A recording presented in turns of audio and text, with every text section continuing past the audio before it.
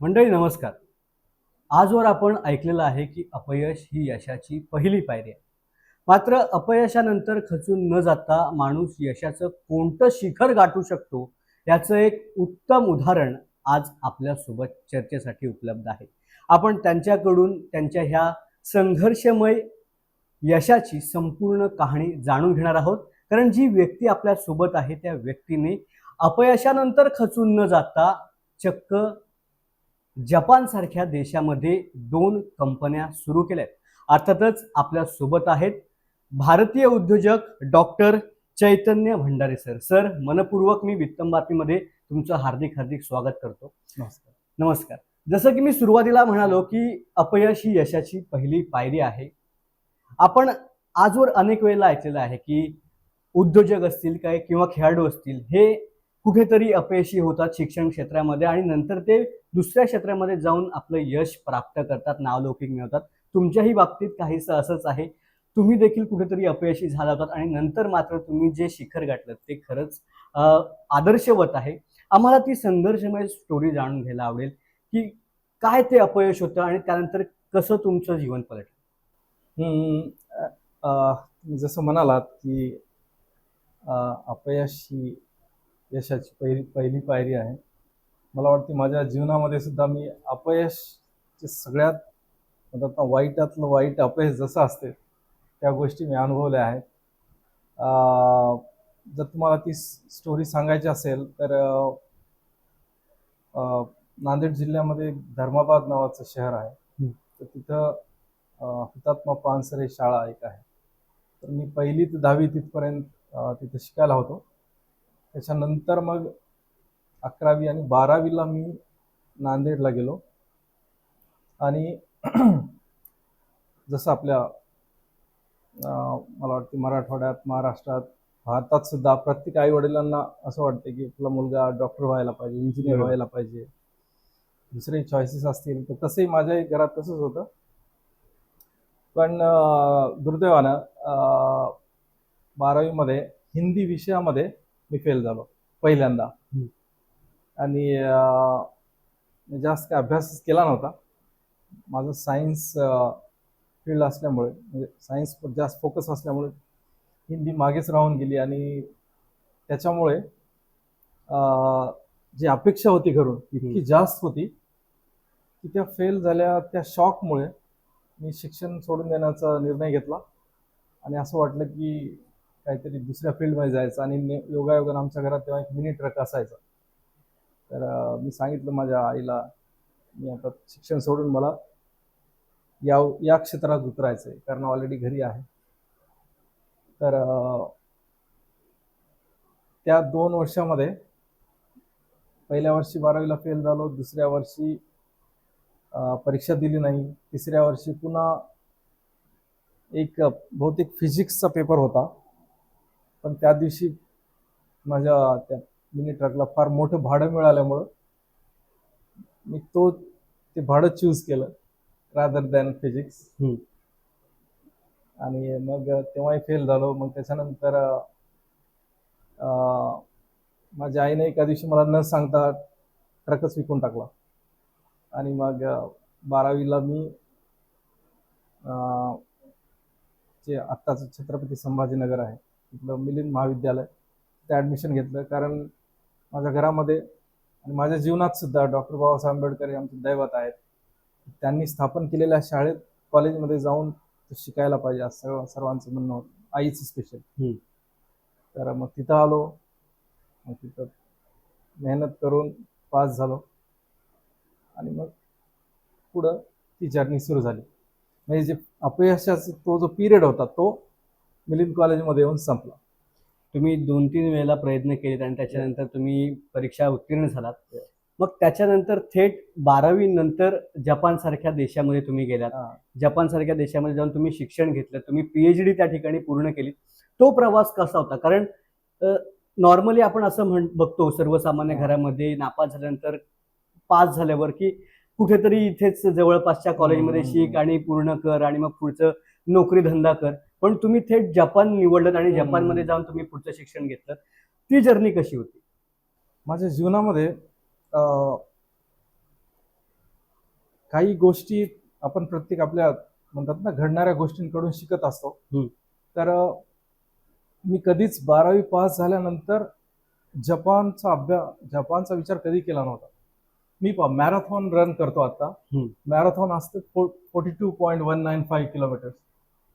तर तुम्ही दुसरा पहिला किलोमीटर किंवा पुढचे 5 किलोमीटर फक्त कसं पळायचं, फक्त तितकंच डोक्यात ठेवून रनिंग करतात रनर्स आहेत. हम्म.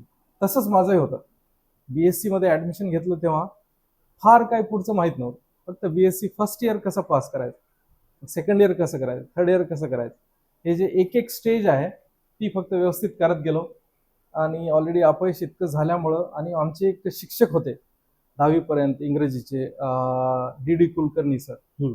तर त्यांच्या आशीर्वादाने आणि त्यांच्या गायडन्समुळे इंग्रजी चांगली झाली होती, आणि त्याच्यामुळे बीएससीचा अभ्यास सुद्धा व्यवस्थित करत गेलो. त्यासोबतच आता हे 2-3 वर्ष लॉस झाल्यामुळं मला जी एनर्जी स्टोअर झाली होती किंवा साचून होती म्हणतात, ते प्रत्येक क्षेत्रात मला काय ना काय करायचं होतं. जसं म्युझिकमध्ये सुद्धा आम्ही एक ग्रुप स्थापन केला होता. मी गिटार वाजवायचो, बाकी शास्त्रीय बासरी वादन अशा गोष्टी करत होतो. नंतर एनसीसी मध्ये सुद्धा हे करत करत बीएससी जे आहे व्यवस्थितरित्या संपली.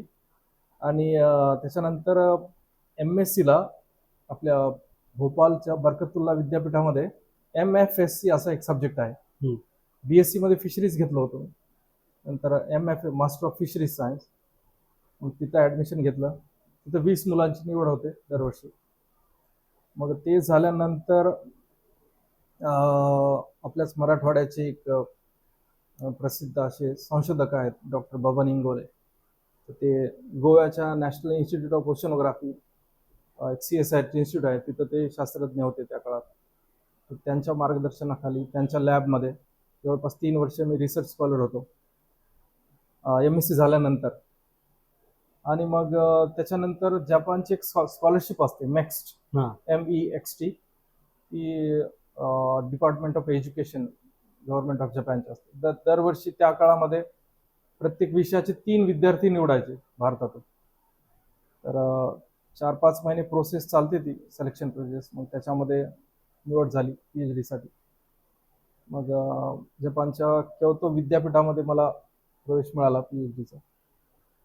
आणि मग PhDचं संशोधन पूर्ण झालं. मग तिथं मी जवळपास 11 वर्ष मी असिस्टंट प्रोफेसर म्हणून काम केलं. आणि ते करत असतानाच मी बरेचसे असे व्हॉलंटरी ऍक्टिव्हिटीज करत होतो. जसे जपानला जर गेलात तुम्ही, जपानमध्ये सगळ्यात प्रथम जर तुमच्या नजरेमध्ये एखादी गोष्ट येत असेल ती आहे तिकडली स्वच्छता. तुम्ही कुठेही जा, कुठंच घाण दिसणार नाही, एकदम स्वच्छ. तर असं वाटायचं की ती चांगली गोष्ट आपण आपल्या मातृभूमीमध्ये भारत देशामध्ये आणायची. इकडेही स्वच्छता पाळणारे लोक किंवा स्वच्छ परिसर ठेवणारे लोक भरपूर आहेत, पण तरी सुद्धा आपण पाहतो बरंच अजूनही काम करण्याची आपल्याला आवश्यकता आहे. तर मी व्हॉलंटियर्स घेऊन येत होतो इकडं जपानहून, आणि इकडं आम्ही महास्वच्छता अभियान राबवायचं आमच्या शहरांमध्ये. मग असं करता करता जे लोक आहेत, लोकलचे जे उद्योजक आहेत, त्यांनी सांगितलं की असं काहीतरी करा जे आम्हाला तुम्ही जपानसोबत जर जोडू शकाल, तिकडल्या उद्योजकांसोबत, तर ते फार चांगलं राहील.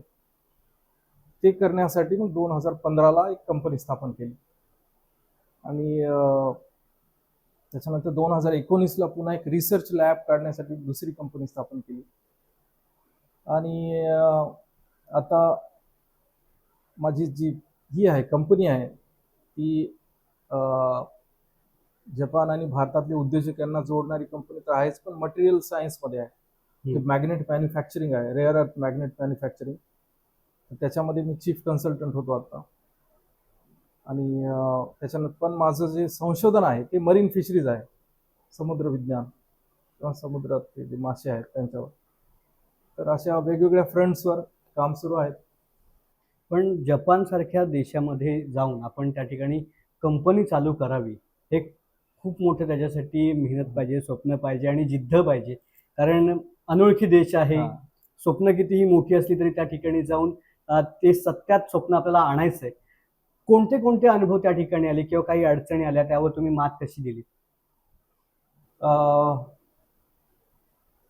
ॲक्च्युली कंपनी काढणं तुम्ही जसं म्हणालात तसं भरपूर अवघड आहे. कारण सुरुवातीलाच माझी लिमिटेड ही कंपनी आहे प्रायव्हेट लिमिटेड. हं. त्यासाठी काढण्यासाठीच भरपूर खर्च येतो. जवळपास एक 1 लाख रुपये खर्च आला असेल सुरुवातीला रजिस्टर करण्यासाठी. मग त्याच्यानंतर कसं असते की टॅक्सेशन झालं किंवा बाकी लोकल रूल्स झाले हं. किंवा ऑडिटिंग झालं, अशा भरपूर गोष्टी असतात. तर आणि मी ऑलरेडी मरीन फिशरीजमध्ये रिसर्च सुद्धा सुरू होतं आणि बाकी ॲक्टिव्हिटीज करत होतो. त्याच्यामुळं कंपनीकडे सुद्धा लक्ष द्यायला थोडा त्रास होत होता. पण न्यूजपेपर्स वाचणं किंवा करंट ट्रेंड्स वाचणं, इकॉनॉमिक्स कसं आहे जगभरातलं किंवा जपानमधलं किंवा भारतातलं, तर अशा गोष्टी करत करत सुरुवातीला मी खरं सांगतो एक्झॅक्टली काय करायचं कंपनीमध्ये माहीत नव्हतं मला. हा इतकं माहीत होतं काहीतरी करून भारतीय आणि जपानच्या उद्योजकांना जोडायचं आहे आपल्याला. मग त्यासाठी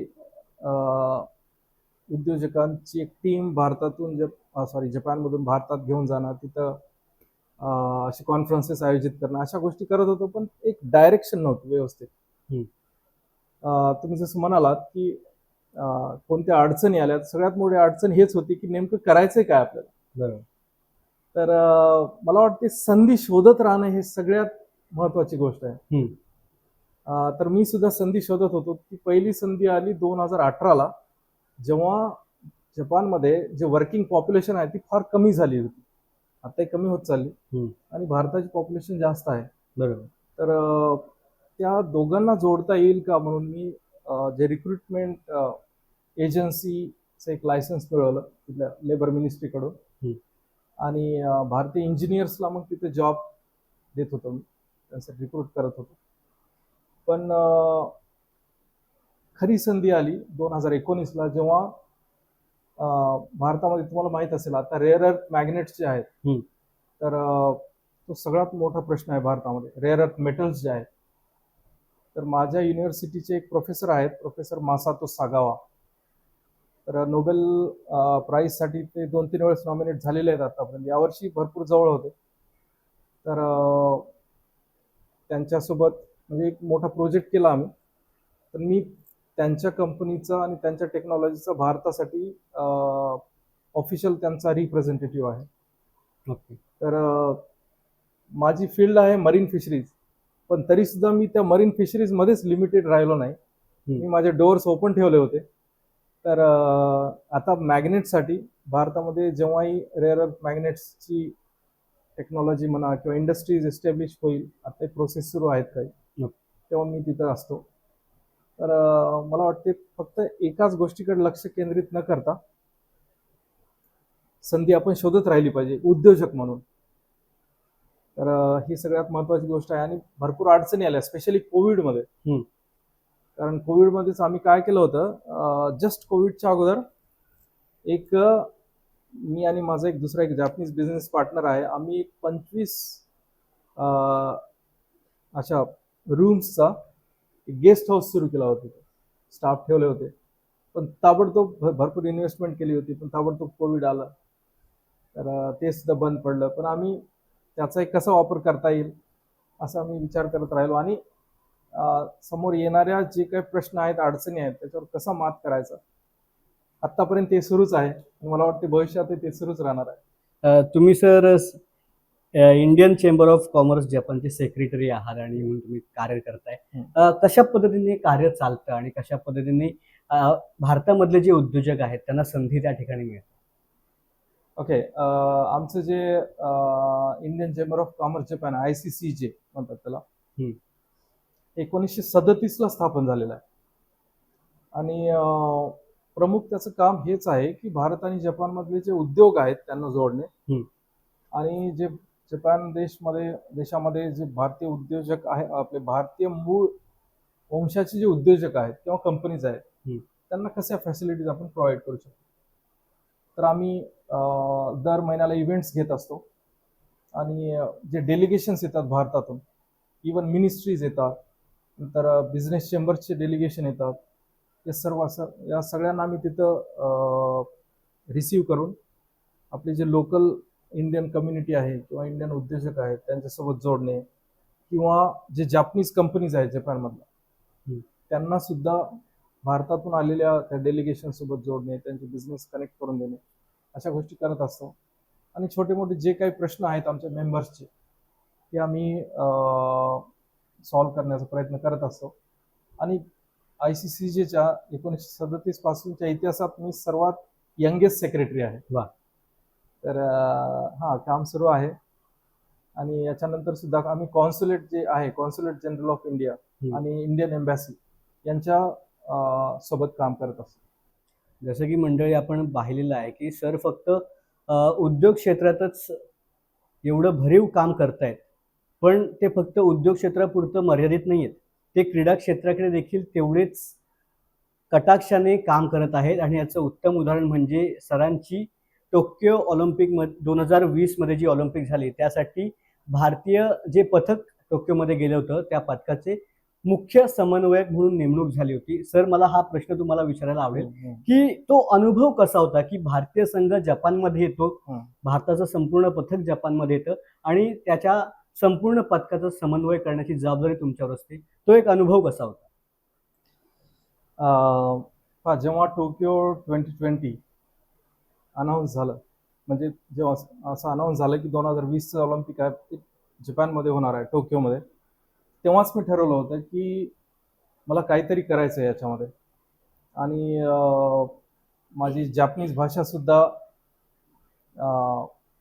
नेटिव्ह लेवल आहे असं लोक म्हणतात, मला माहीत नाही. आणि माझ्याकडे ड्रायव्हिंग लायसन्स आहे जपानचं. आणि व्हॉलंटरी ॲक्टिव्हिटीज करण्याचा भरपूर मोठा अनुभव आहे. 2011 मध्ये जी सुनामी आली होती तर त्याच्यामुळे तुम्ही बघितलं असाल टीव्हीवर ते कार, बसेस सगळे वाहून जात होते, हजारो लोकांचा मृत्यू झाला. त्या काळात सुद्धा मी भरपूर व्हॉलंटरी ॲक्टिव्हिटीज केलेल्या आहेत. तर असा अनुभव पाठीशी असल्यामुळं मी ठरवलं होतं की मला टोकियो ऑलिम्पिकमध्ये व्हॉलंटियर व्हायचं आहे. मग अप्लाय केलं. मग त्याच्यानंतर बरेचसे त्यांचे इंटरव्ह्यूज होते. मग त्यांना प्रत्येक देशासाठी त्यांनी एक टीम लीडर ठेवला होता, एक समन्वयक त्यांनी निवडला होता. त्याच्यामध्ये सुदैवानं माझी निवड झाली. आणि मी कधी स्पोर्ट्स पर्सन असा राहिलो नाही. मला स्पोर्ट्स नेहमीच आवडायचं. ऑफकोर्स क्रिकेट सर्वांना आवडते, नंतर सॉकर झालं. पण लहानपणी क्रिकेट थोडंसं खेळलेलं आहे, पण फार काय स्पोर्ट्समध्ये मी नव्हतो आतापर्यंत. त्याच्यामुळं जे जीवनामध्ये आतापर्यंत करू शकलो नाही ते काहीतरी करण्याची संधी आली, याचा फार आनंद होत होता. आणि आपले स्टार प्लेयर्स आहेत, जशी सानिया मिर्झा आहे, PV सिंधू आहे, नंतर आपला नीरज चोप्रा आहे. या सर्वांबद्दल फक्त आपण टीव्हीवर किंवा न्यूजपेपर्समध्ये वाचलो होतो. तर त्या सर्वांसोबत त्यांना भेटण्याची, त्यांच्यासोबत काम करण्याची संधी मिळणार आहे, यासाठी मी फारच ऑफकोर्स एक्सायटेड होतो. तर टोकियो ऑलिम्पिक आणि मी टोकियो ऑलिम्पिकच नाही, टोकियो पॅरालिम्पिकमध्ये सुद्धा टीम इंडियाचा कोऑर्डिनेटर होतो. तर हे जे रोमांचक जे क्षण असतात, एकदम जवळून पाहण्याचा अनुभव आला. पण त्यावेळेस अजून काय होतं, दुर्दैवानं टोकियो 2020ला ऑलिम्पिक होणार होतं, ते 1 वर्ष पोस्टपोन झालं कोविडमुळं. 2021ला झालं, पण तरी जे ऑडियन्स आहे तर त्यांना रिस्ट्रिक्ट केलं होतं त्यांनी. म्हणजे ऑडियन्स, विदाऊट ऑडियन्स गेम्स होणार होते सगळं. त्याच्यामुळे एक म्हणतात ना, असं सगळे सीट्स रिकाम्या, फक्त ग्राउंडवर गेम्स होत आहेत असं होतं. पण एक्साइटमेंटमध्ये कमी नव्हती प्लेयर्सच्या. तर हे सगळे जे क्षण आहेत किंवा जे मॅचेस आहेत एकदम जवळून बघण्याची संधी मिळाली. एखादा अनुभव जो खूप रोमांच देतो किंवा जेव्हा भारतीय संघ पदक जिंकतो किंवा एखादा भारताचा खेळाडू पदक जिंकतो आणि राष्ट्रगान वाजलं जातं, असा कोणता एखादा प्रसंग जो फार भारावून टाकतो आणि आपलं असं होतं की हाच तो क्षण आहे आणि ह्याच्यासाठीच मला करायचं होतं? ऍक्च्युली टोकियो 2020 मध्ये दुर्दैवानं आपल्याला फक्त एकच गोल्ड मिळालंय. बरोबर. त्याच्यामुळे काय, फक्त एकदाच आपलं राष्ट्रगान वाजलं होतं. पण ठीक आहे, ते गोल्डमुळे होतं, पण बाकी आपल्याला मेडल्स मिळालेले आहेत. आणि मेडल्स जरी मिळाले नाही तरी सुद्धा जे प्लेयर्स आहेत ते जेव्हा आपलं सर्वस्व पणाला लावून तिथे गेम्स करतात ना, तेव्हा असं वाटलं मला की नाही, मेडल तर ठीक आहे, पण हे जे करतायत ते सुद्धा भरपूर आहे. न्यूजपेपरमध्ये फक्त यांना मेडल मिळाला असं येते, पण त्यात ज्यांना ते थोडक्यातून जे राहून जातात त्यांनी सुद्धा तितकीच मेहनत केलेली असते. तर या प्रत्येक क्षणाला भरपूर म्हणतात ना, रोमांचकारी क्षण होते. पण तुम्ही जसं म्हणालात की नीरज चोप्राच्या वेळेस काय झालं होतं की मी याच्यामध्ये होतो, आपल्या ऑलिम्पिक विलेजमध्ये होतो तेव्हा. मला काही ऑफिशियल कामही होते आणि काही ॲथलीट्सला थोडीशी मदत करायची होती. मग आम्ही लाईव्ह पाहत होतो.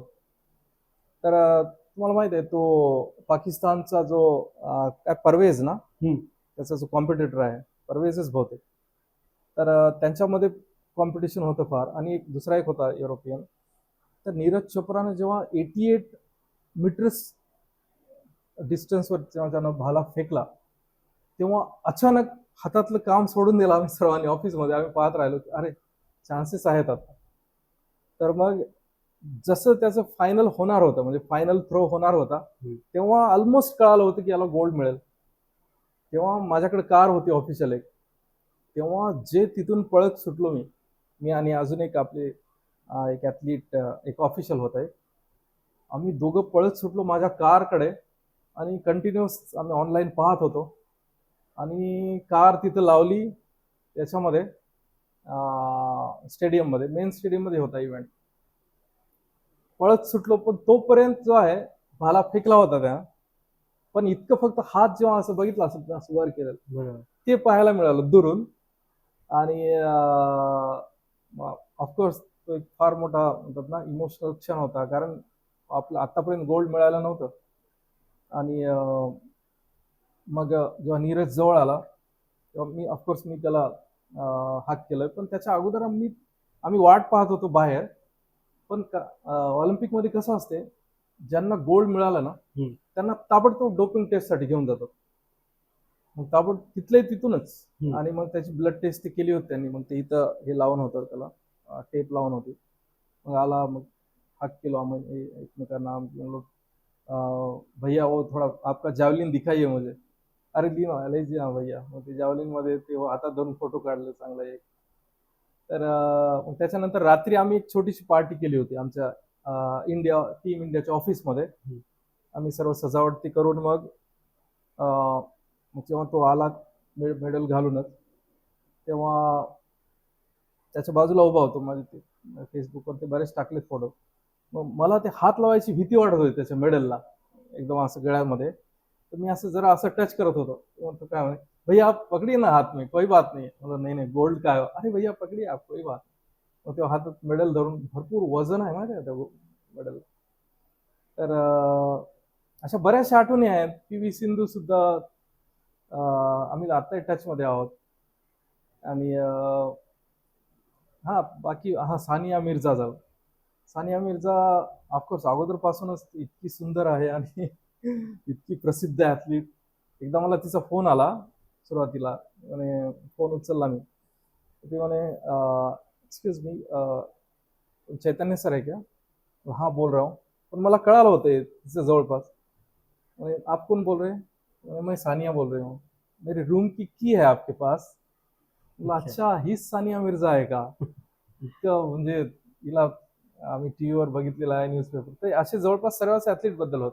आपल्या महाराष्ट्राचे सुद्धा चांगले ॲथलीट्स होते. ती ही होती आपली होती तेजस्विनी सावंत. ती सुद्धा एकदम आपली स्टार शूटर. असे बरेचसे ॲथलीट्स होते. तर ओव्हरऑल कसं आहे बा, एकदम जीवनात न विसरण्यासारख्या गोष्टी भरपूर घडल्या. पण मी तुम्हाला आता सांगितलं की मी पॅरालिम्पिकचा सुद्धा कॉर्डिनेटर होतो. मला काय लक्षात आलंय की जे पॅरालिम्पिक मधले जे ॲथलीट्स आहेत, मला वाटतं माझं जीवन त्याच्यानंतर बदलून गेलं सर्वच. कारण आपण एबल आहोत आपण. सर्व आपले हातपाय व्यवस्थित आहेत, सगळं छान आहे, तरी आपण छोट्या छोट्या गोष्टींवर नाराज होणं किंवा दुःखी होणं असं करत असतो. पण तिथं मी बघितलेलं आहे की हात नाहीत, पाय नाही, सगळे असे डिसॅबिलिटीज आलेले आहेत, तरी सुद्धा कॉन्फिडन्स लेवल त्यांचं इतका हाय आणि नेहमी फ्रेश हसत राहणे. मी बघितलं चायनाचा एक प्लेअर होता, त्याचे दोन्ही हात दोन्ही पाय नव्हते, त्याला दोन्ही नव्हते हे. तर तो बसून बहुतेक कॅन्टीनमध्ये काहीतरी असा फोन असा ऑपरेट करायचा तो इथं ठेवून, त्याचा फोन माहित नाही खाली पडलं. आता मी अचानक जाऊन त्याला फोन देण्यास, no no no it's okay it's okay it's okay म्हणलो. स्वतः उतरला, फोन पिक केलं त्यानं आणि जाऊन बसला चेअरवरती आणि पुन्हा करत राहिला. आणि आपला हा जो इजिप्तचा एक आहे, तर तो टेबल टेनिस प्लेअर आहे, पण माहित आहे त्याचे दोन्ही हात नाहीत. अच्छा. जस्ट इमॅजिन करा कसं खेळत असेल तो. दोन्ही हात नाही, तो तोंडामध्ये धरतो बॅट. त्यांच्यासोबत एक फोटो काढली, त्यांच्यासोबतची फोटो तर माझ्या घरात एकदम A3 साईजचा फोटो लावून आहे. तर स्पोर्ट्समध्ये ऑलिम्पिकमध्ये भरपूर आठवणी आहेत, पण पॅरालिम्पिकमध्ये शिकायला भरपूर मिळालं. आणि मी जवळपास 3 महिने होतो ऑलिम्पिक आणि पॅरालिम्पिक व्हिलेजमध्ये. आठवणी भरपूर आहेत, पण ओव्हरऑल असं आहे की जीवनात न विसरणाऱ्या गोष्टी घडलेल्या आहेत. आपण आता शेवटाकडे येऊया. Yes. शेवटचे 2 प्रश्न आहेत. त्यातला एक प्रश्न सर असा आहे की कुठलीही गोष्ट आपल्याला जर करायची असेल तर आपल्या कुटुंबाची साथ आपल्याला अत्यंत महत्त्वाची असते आणि प्रत्येक संघर्षात आपली फॅमिली आपल्यासोबत असते. आज भारतापासून जपानपर्यंतचा तुमचा प्रवास आहे. कुटुंबाचं पाठबळ कसं मिळालेलं आहे, किती महत्त्वाचं आहे आणि पुढच्या प्रवासामध्ये देखील ते कसं तुम्हाला अतिशय खंबीरपणे पाठीशी? ऑफकोर्स आपल्या लाईफमध्ये कुटुंबाचं जे स्थान आहे, सर्व दिवसभर थकून आपण प्रॉब्लेम्समध्ये फेस करून त्याला जेव्हा घरी पोहोचतो तेव्हा आपले घरचेच असतात, तिथं आपल्याला म्हणतात ना एक रिलीफ मिळतो. तर सगळ्यात सुरुवातीला तर ऑफकोर्स माझ्या आईमुळं मी जे काही आहे, सगळ्यांसोबत तेच आहे, आपण जे काय असतो आईमुळेच असतो. पण स्पेशली माझ्या अवघड काळामध्ये माझ्या आईनं कधीच माझ्यावर विश्वास तोडला नाही.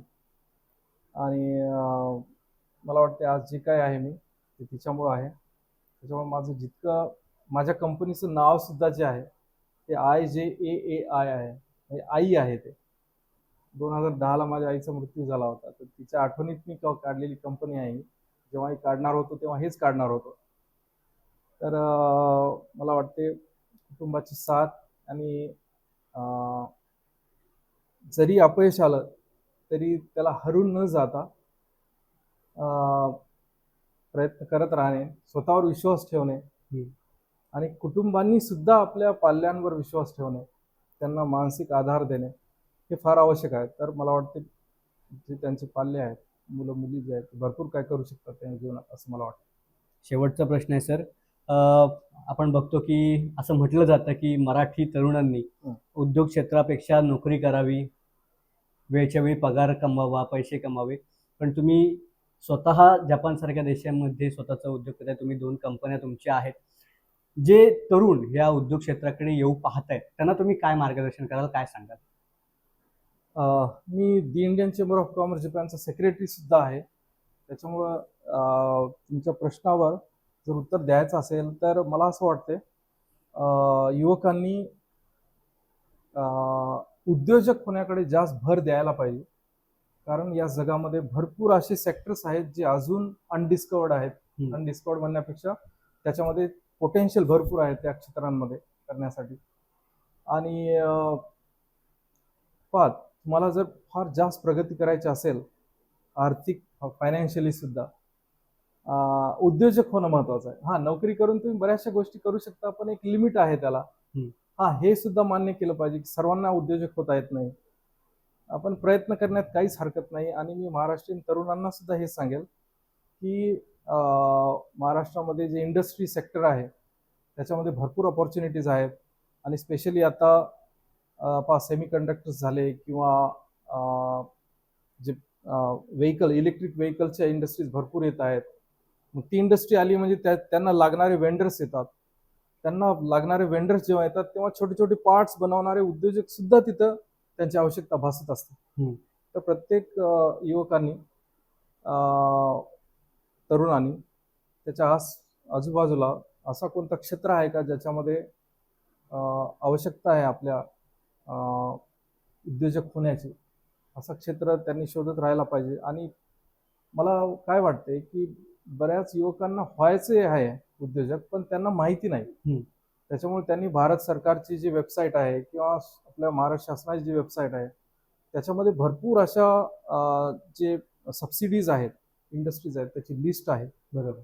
तर त्या फील्डमध्ये जाऊन आपल्या फील्डच्या वेबसाईटवर गव्हर्नमेंटचं जाऊन शोधायला पाहिजे कोणते स्कीम्स आहेत काय नाही, आणि प्रयत्न करत राहायला पाहिजे. आणि मी तर आहे, जर एखाद्याला उद्योजक व्हायचंय पण त्यांना थोडीशी अडचण येते जर असेल तर ते कधी तुमच्या थ्रू मला कॉन्टॅक्ट करू शकतो. नक्की. मी नेहमी तयार आहे. जसं की आपण ही सरांची संपूर्ण कहाणी ऐकलेली आहे. एक प्रेरणादायी हा संपूर्ण प्रवास आहे. आजकाल आपण बघतो की मुलांची सहनशक्ती ही कमी होत चाललेली आहे. कुठेतरी थोडं जरी अपयश आलं तरी सगळं काही संपल्यासारखं आजची तरुण पिढी करत आहे आणि नैराश्यात जाते, आत्महत्या करते. मात्र ह्या सगळ्या गोष्टी न करता त्या अपयशातनं देखील आपण यश गाठू शकतो, किंबहुना यशाच्या शिखरावरती पोहोचू शकतो, हे आपल्याला आज सरांनी त्यांच्या स्वतःच्या अनुभवातून सांगितलेलं आहे. कारण त्यांनी ते स्वतः यश संपादन केलेलं आहे आणि सध्या ते भारताचं जपानसारख्या देशामध्ये प्रतिनिधित्व करतायत. सर, आज वेळात वेळ काढून तुम्ही आमच्याशी चर्चा केलीत त्याबद्दल मनपूर्वक मी तुमचे आभार मानतो आणि तुमच्या पुढील प्रवासासाठी खूप खूप शुभेच्छा. धन्यवाद. धन्यवाद सर.